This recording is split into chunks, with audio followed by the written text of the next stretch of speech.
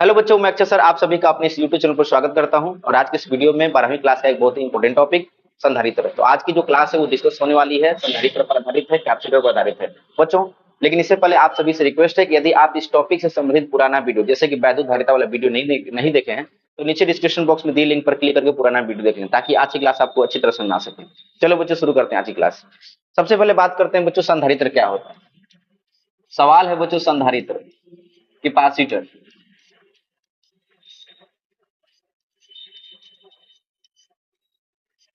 Capacitor, ठीक है। तो सबसे पहले हम लोग देखेंगे बच्चों, संधारित्र क्या है। तो बच्चों यहाँ पर देखेंगे आज की क्लास में संधारित्र जो है वो जो कैपेसिटर है, कैपेसिटर क्या होता है और इसका सिद्धांत क्या होता है। तो चलिए बच्चों, आज की क्लास में हम लोग संधारित्र को देखते हैं डिटेल में। संधारित्र का जो सिद्धांत की बात की जाता है बच्चों, यहाँ पर जब हम सिद्धांत की बात करते हैं, जो प्रिंसिपल की बात करते हैं, तो संधारित्र में एक चीज यहाँ पर निकल करके आती है बच्चों कि यहाँ पर हम लोग को एक चालक के निकट अगर दूसरा कोई चालक रखते हैं, ठीक है। जैसे यहाँ पर क्या हुआ कि बच्चों एक चालक है और यहाँ पर दूसरा चालक है। इस वाले चालक को आप आवेश देंगे, जैसे यहाँ पर इस चालक को अगर आवेशित करते हैं, यहाँ पे इसको धनावेशित किए, तो अगर इस वाले चालक को धनावेशित करेंगे तो प्रेरण के सिद्धांत द्वारा यहाँ पे इसके अंदर वाला भाग में बच्चों ऋणावेशित आवेश उपस्थित हो जाएगा, प्रकट हो जाएगा, है ना, उत्पन्न हो जाएगा। और बाहरी वाले भाग में क्या होता है बच्चों, धनावेशित वाला उपस्थित हो जाता है, ठीक है। तो बच्चों होगा क्या कि संधारित्र में अगर हम लोग बात करते हैं कि दो प्लेटें होती हैं, यहाँ पर एक प्लेट ए हो गया और एक प्लेट कौन सा हो गया बच्चों, बी हो गया। ए वाले प्लेट को अगर आवेशित करते हैं और दूसरे वाले जो प्लेट होता है वो क्या होता है बच्चों, उदासीन होता है। और इस प्लेट को बस यहाँ पर ले करके आते हैं, जब इसके समीप जब ले करके आते हैं, इसको कोई आवेश देना नहीं। इस वाले आवेश के कारण प्रेरण के सिद्धांत से इस वाले के अंदर भाग में, अंतर वाले भाग में बच्चों बच्चों इस वाले प्लेट के कारण इस वाले प्लेट के अंदर वाले भाग में बच्चों नेगेटिव चार्ज और बाहर वाले भाग में क्या हो रहा है बच्चों, पॉजिटिव चार्ज उत्पन्न हो गया है। होता क्या है, थोड़ा सा हम लोग पीछे चलते हैं। इसका जो कॉन्सेप्ट होता है बच्चों, Q बराबर होता है बच्चों फॉर्मूला सी भी, ठीक है। Q बराबर क्या होता है बच्चों, फॉर्मूला होता है Q बराबर सी भी। यहां से C क्या होगा बच्चों, Q अपॉन V। अब सवाल ये है कि ये C क्या है बच्चों, C होता है धारिता, Q क्या होता है बच्चों, आवेश होता है, V क्या होता है बच्चों, विभव होता है ना।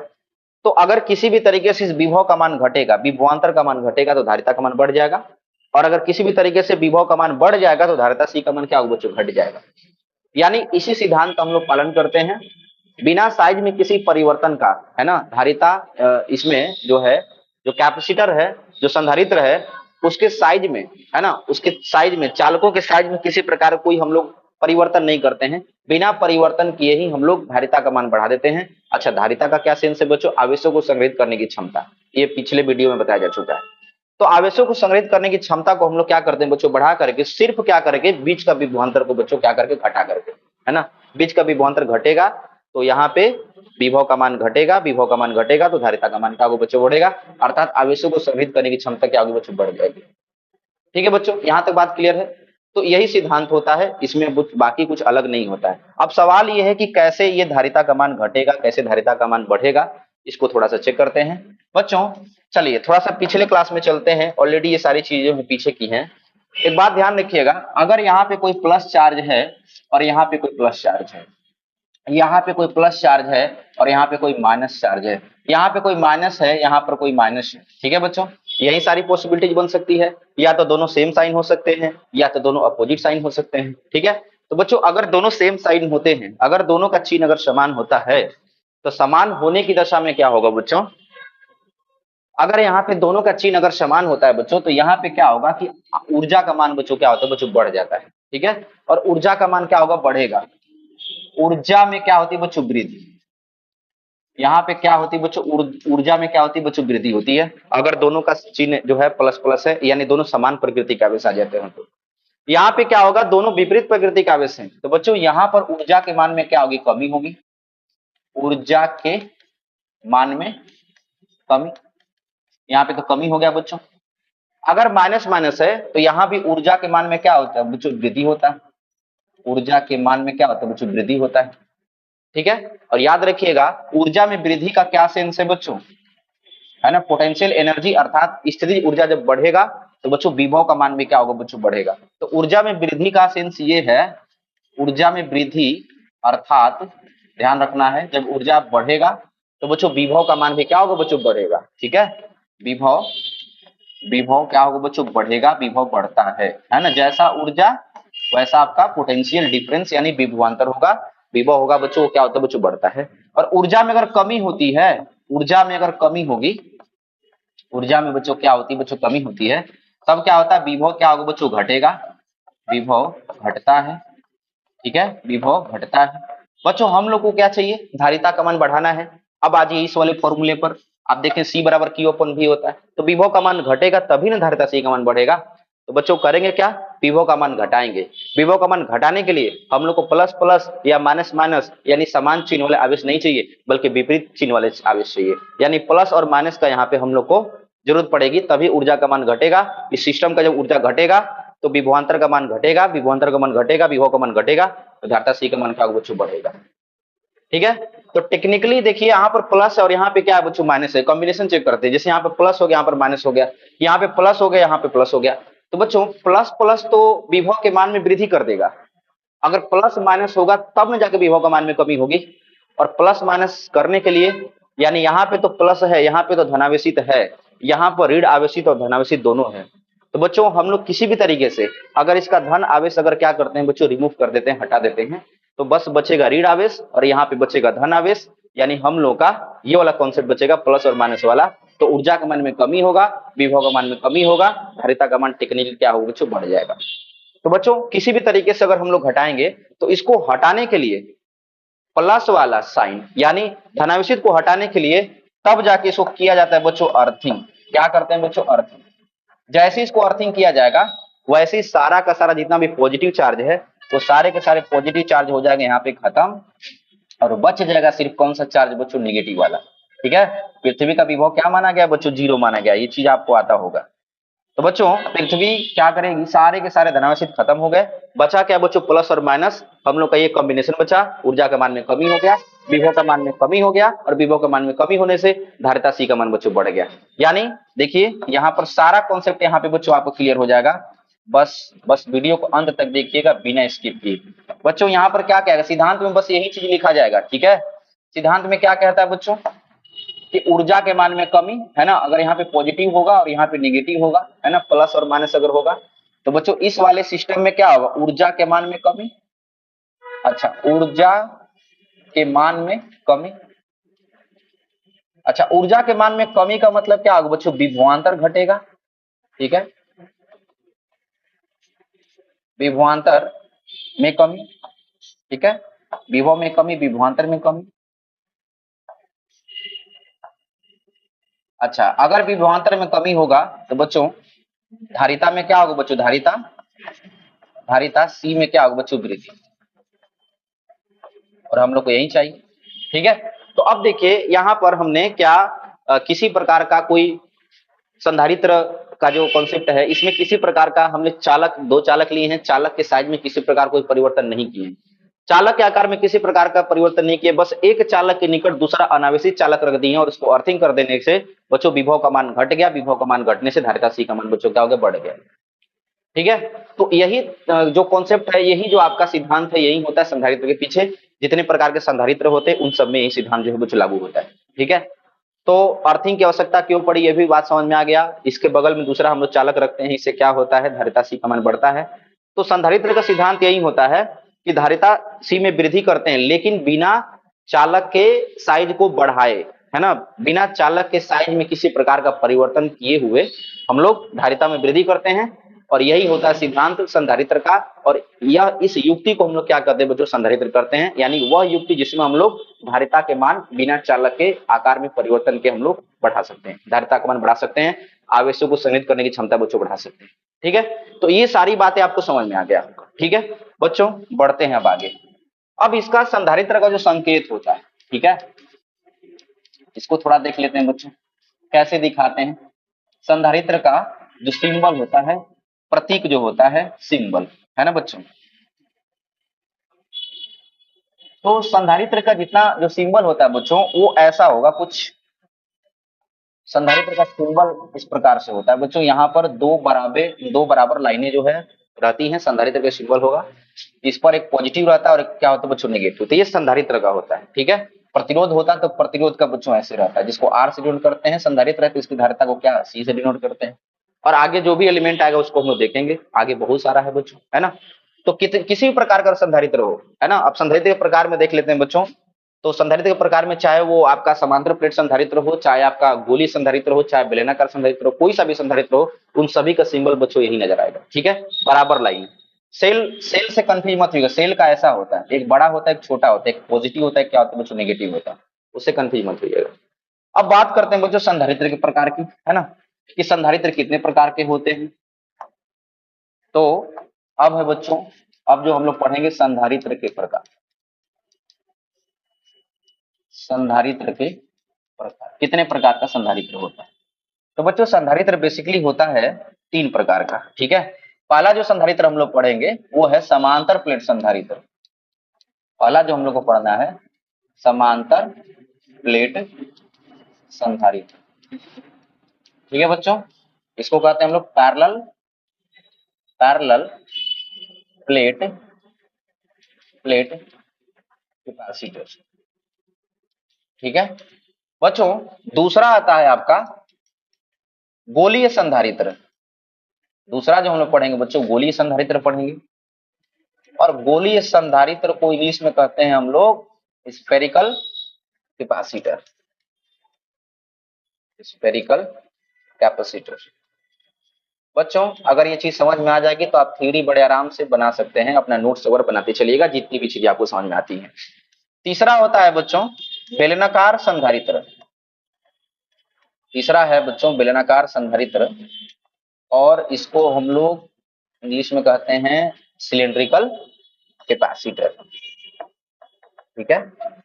ये होगा बच्चों आपका सिलेंड्रिकल कैपेसिटर।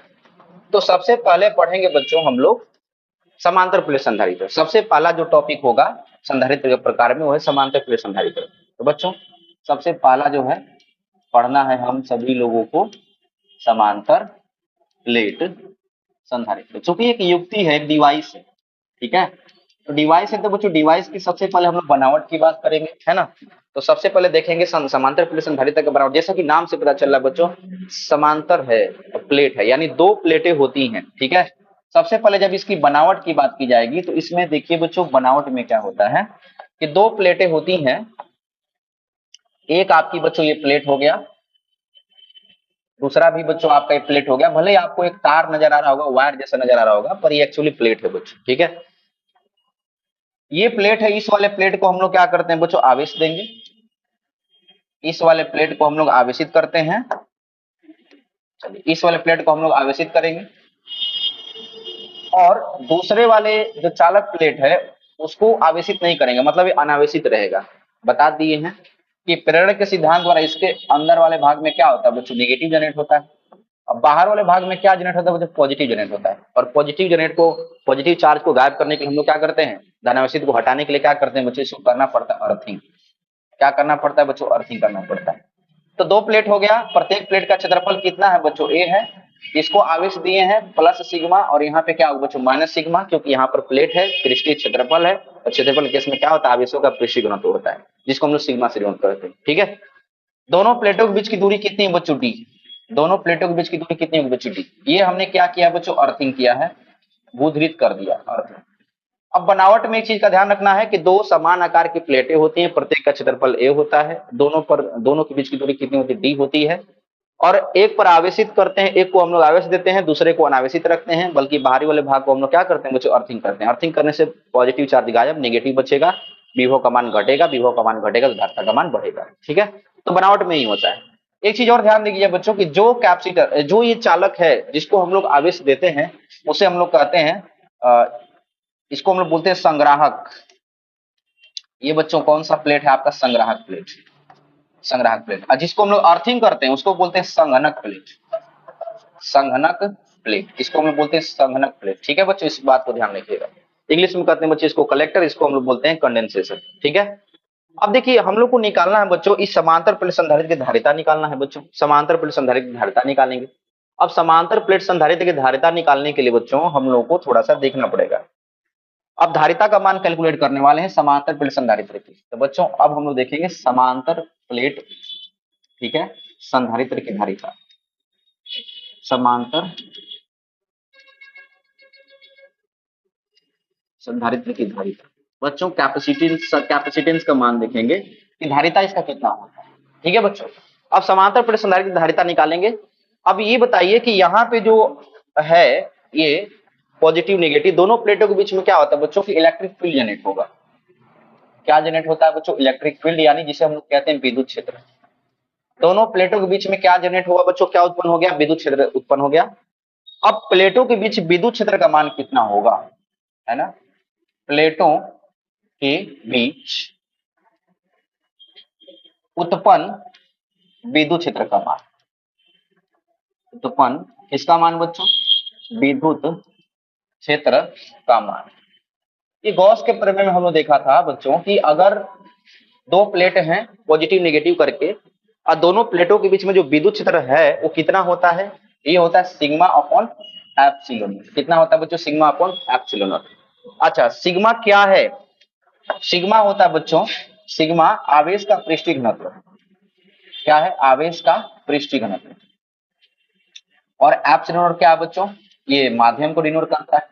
ठीक है, माध्यम अभी इसमें हम लोग क्या लिए बच्चों? एयर ले रखे हैं। माध्यम के रूप में यहाँ पर क्या ले रखे हैं बच्चों? हवा ले रहे हैं। ठीक है, अब होगा क्या देखिए बच्चों, माध्यम के रूप में यहाँ पे हवा लिए हैं और जो इसकी वैल्यू होती है बच्चों कितना होता है? क्यू अपन ए होती है। ठीक है, एक होता है लेमडा जिसे हम लोग आवेश को रैखिक घनत्व कहते हैं, एक होता है सिग्मा जिसे आवेश का हम लोग पृष्ठीय घनत्व कहते हैं, एक होता है हम लोग और रो जिसे आवेश का आयतनिक घनत्व कहते हैं। तो क्यू अपन ए हो जाएगा। तो सिग्मा की वैल्यू ये होगा। तो बच्चों ई बराबर अब क्या हो जाएगा? इस वाले चीज को अगर अप्लाई करते हैं तो यहाँ पर ये क्या हो जाएगा? सिग्मा को रिप्लेस करिए क्यू अपन ए से, तो ये होगा बच्चों क्यू और यहाँ पे क्या होगा? एप्सिलॉन नॉट और ये क्या होगा बच्चों? ये हो जाएगा। ये विद्युत क्षेत्र की तीव्रता का मान आ गया जो बीच में जो जनरेट हुआ है। ठीक है बच्चों, अब एक रिलेशन होता है बच्चों भी बराबर, है ना? एक रिलेशन होता है किसमें? विभवांतर में और विद्युत क्षेत्र की तीव्रता। तो विभवांतर भी बराबर बच्चों होता है क्या? E D. ठीक है, ई डी कहां से बच्चों आया है? तीव्रता ई बराबर होता है डी बाई एल। क्या होता है? We by L. ई बराबर minus D V by D R, आपने पढ़ा होगा। ठीक है, ये विभव है और ये क्या है बच्चों? लंबाई है। ठीक है, तो यहाँ पर दोनों के बीच की दूरी कितनी है बच्चों? डी है। तो यहाँ पर अगर ई भी बराबर लिखना हो तो ई इंटू एल होगा, लंबाई अगर एल है तो एल होगा, लेकिन यहाँ पर कितनी दूरी है बच्चों? डी है। तो यहाँ से भी बराबर कितना हो जाएगा? ई डी हो जाएगा। अच्छा, भी बराबर ई की वैल्यू यहाँ पर पुट कर सकते हैं बच्चों। ई का मान कितना है? ये जो निकला है क्या है? क्यू बाई एप्सिलॉन नॉट है, ए है, और यहाँ पर क्या होगा बच्चों? डी हो गया। तो ये हो गया हम लोग का विभवांतर का मान। ठीक है बच्चों, जब विभवांतर का मान आ गया तो चलते हैं अगले पेज पर। अब धारिता, धारिता का फॉर्मूला क्या होता है बच्चों? धारिता C बराबर होता है Q अपॉन V, है ना? धारिता C बराबर Q अपॉन V। कहां से बच्चों? Q बराबर CV, रट लो एकदम, Q बराबर CV, Q बराबर CV। ठीक है, तो C बराबर यहां से क्या होगा? Q by V। बच्चों यहाँ पर भी क्या होता है? तो प्लेटों के बीच का विभवांतर है। देखिए यहाँ पर प्लेटों के बीच का क्या? तो विभवांतर होता है। अब विभवांतर का मान ये आया है। ठीक है बच्चों, तो विभवांतर का मान इसको उठा करके इसमें रख देते हैं। तो V equal to Q by epsilon naught A into D. अब इस वाले मान को इसमें रखेंगे तो यहाँ पर तो बच्चों क्यू हो गया और यहाँ पे क्या था? क्यू बाई एप्सिलॉन नॉट ए और यहाँ पे क्या होगा बच्चों? डी। क्यू से क्यू क्या होगा? कैंसिल। जब क्यू से क्यू कैंसिल हो गया तो फाइनली हम लोग का ये टर्म ऊपर जाएगा, आएगा बच्चों एप्सिलॉन नॉट ए बाई क्या होगा बच्चों? डी आएगा। ये हो गया बच्चों हम लोग समांतर प्लेट की धारिता, है ना? ये क्या हो गया बच्चों? हम लोग का समांतर प्लेट संधारित्र की धारिता। इसको याद रखना है।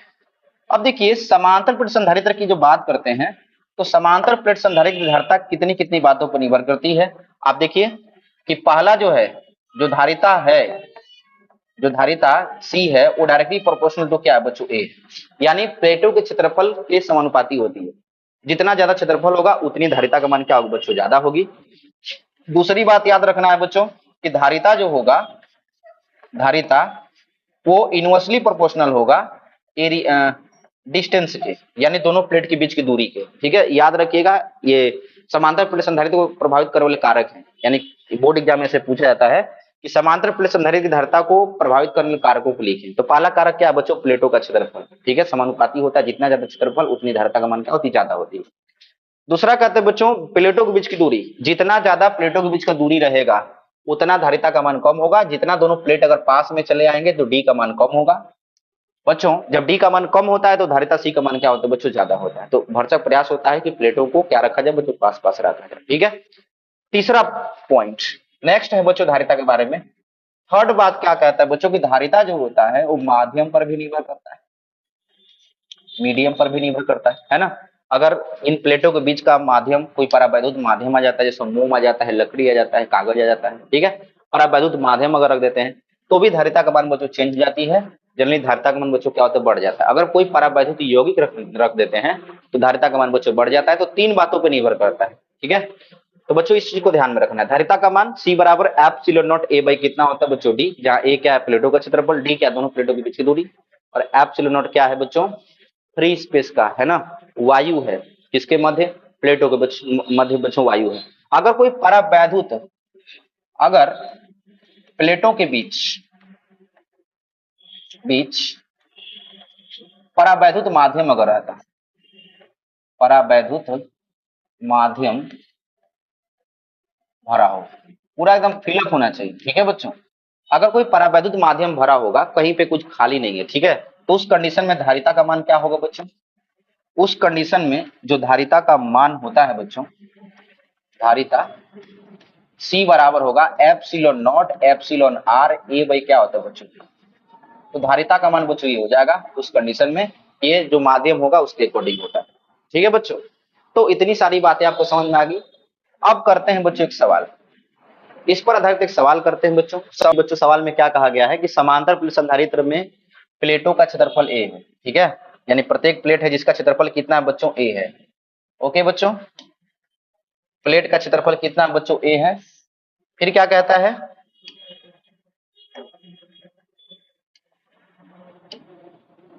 ठीक है, प्लेटों का क्षेत्रफल कितना बच्चों, A है। फिर क्या कहता है, उनके बीच की दूरी कितनी है बच्चों, D। ओके बच्चों, ठीक है भाई, बीच की दूरी D हो गया। यदि प्लेटों का क्षेत्रफल दुगना तथा बीच की दूरी कितनी कर दी जाए बच्चों, आधी कर दी जाए, तब संधारित्र की धारिता कितनी गुनी हो जाएगी। तो बच्चों ऐसे सवाल में करेंगे क्या, जब इसका सोल्यूशन करेंगे तो पहला कंडीशन में धारिता कितना मान लेते हैं बच्चों, C, है ना। पहली स्थिति में आप वीडियो को पॉज करके अपने से बना सकते हैं। ठीक है, पहली स्थिति में माना धारिता कितनी है बच्चों, C, धारिता कितनी है बच्चों, C, पहली कंडीशन। और क्षेत्रफल क्या है बच्चों, A है, और दूरी कितनी है बच्चों, D है। तब धारिता क्या होगा, धारिता C बराबर, पहली कंडीशन के लिए बच्चों C बराबर होगा एप्सिलॉन नॉट A बाई कितना बच्चों, D, ये होता ही है ना। बीच में क्या है बच्चों, हवा है, तो ये हो गया पहला कंडीशन। जब क्षेत्रफल A था, बीच की दूरी D थी, तब हम लोग ये काम किए थे, इतना धारिता का बनाया था। अब आगे क्या कहता है बच्चों कि यदि क्षेत्रफल क्या कर दिया गया बच्चों, दुगुना, क्षेत्रफल क्या किया बच्चों, दुगुना, दुगुना अर्थात मान लीजिए बच्चों ये A डैश है, A डैश बराबर कितना होगा बच्चों, 2A, तथा दूरी, बीच की दूरी बच्चों मान लीजिए D डैश कितना, D/2, आधी का मतलब क्या होगा, D/2, यानी 2 से भाग लगाना पड़ेगा। अब धारिता जब लिखेंगे बच्चों तो धारिता हम लोग इसको मान लेते हैं बच्चों C, धारिता C डैश, फॉर्मूला क्या होगा, अगेन वही बात, माध्यम तो चेंज हो नहीं रहा, एप्सिलॉन नॉट A डैश बटे में क्या होगा बच्चों, D डैश। अब इनका मान हम लोग उठा के यहाँ पे पुट करते हैं बच्चों, C डैश बराबर दूसरी कंडीशन में, यहाँ पर ये एप्सिलॉन नॉट हो गया। अब यहाँ पे क्या होगा बच्चों, देखिए A डैश की वैल्यू कितनी है बच्चों, आपका 2A है, तो यहाँ पर वैल्यू कितना पुट करना पड़ेगा, 2A बाई दूरी D डैश आधी कर दी गई, यानी क्या होगा बच्चों, D/2 हो गया। जब इसको आप करिएगा बच्चों तो C डैश का जो मान आएगा, देखिए यहाँ पे ऊपर जाएगा 2 से 2, यानी क्या होगा बच्चों, 4 हो गया, एप्सिलॉन नॉट A हो गया, और यहाँ पर क्या होगा बच्चों, D हो गया। ठीक है, ध्यान से देखिएगा, ये 2 ऊपर गया, 2 दूना 4 हो गया, ये चीज। अब ध्यान से देखिए बच्चों, ये एप्सिलॉन नॉट A जो है समीकरण 1 से वास्तव में C है, यानी C डैश बराबर कितना हो गया, 4C, यानी आप बता सकते हैं कितना गुना हो गया बच्चों, 4 गुना हो गया। कितना गुना हो गया, 4। पहले जो धारिता C थी उसका कितना गुना होगा बच्चों, 4 गुना, यानी धारिता का मान कितना गुना होगा, धारिता का मान, धारिता का मान कितना गुना हो जाएगा बच्चों, 4 गुना, 4 गुना हो जाएगा। ठीक है बच्चों, धारिता का मान कितना गुना हो जाएगा, 4 गुना हो जाएगा। तो बच्चों ये काफी बढ़िया क्वेश्चन था, ऐसे कंडीशन बना बना के आपसे सवाल पूछ लेता है। कभी कभार सवाल में क्या होगा, आपसे ए का मान दे देगा, डी का मान दे देगा, और एप्सिलॉन नॉट का मान पता ही है कि 8.85 गुणा 10⁻12 होता है। तो उसको रख करके धारिता का मान आपसे पूछ लेता है, मिलीमीटर में देगा, चेंज करना पड़ेगा, मीटर में चेंज करना पड़ेगा। तो बच्चों इस प्रकार से ये सारे क्वेश्चन जो है अटेंड किए जाते हैं। फॉर्मूला बेस ज्यादातर सवाल आता है, बोर्ड एग्जाम में फॉर्मूला पर आधारित ही सवाल पूछा जाता है। बच्चों अगले वीडियो में हम लोग क्या करेंगे, समांतर प्लेट संधारित्र के बीचों में एक यौगिक परावैद्युत माध्यम रखेंगे। अब ये पूरा नहीं भरेंगे, बल्कि कुछ मोटाई का रहेगा, कुछ भाग इसका गैप रहेगा, फिर देखेंगे धारिता पर क्या प्रभाव पड़ता है। तो बच्चों मैं उम्मीद करता हूं कि आज की क्लास आपको अच्छी तरह समझ में आया होगा। यदि आप इस चैनल पर पहली बार विजिट कर रहे हैं तो इस चैनल को सब्सक्राइब कर लीजिए, इस वीडियो को लाइक कीजिए, कमेंट कीजिए, शेयर कीजिए। मिलते हैं बच्चों एक नए वीडियो में एक नए टॉपिक के साथ, तब तक के लिए अपना ध्यान रखिए। बहुत बहुत धन्यवाद।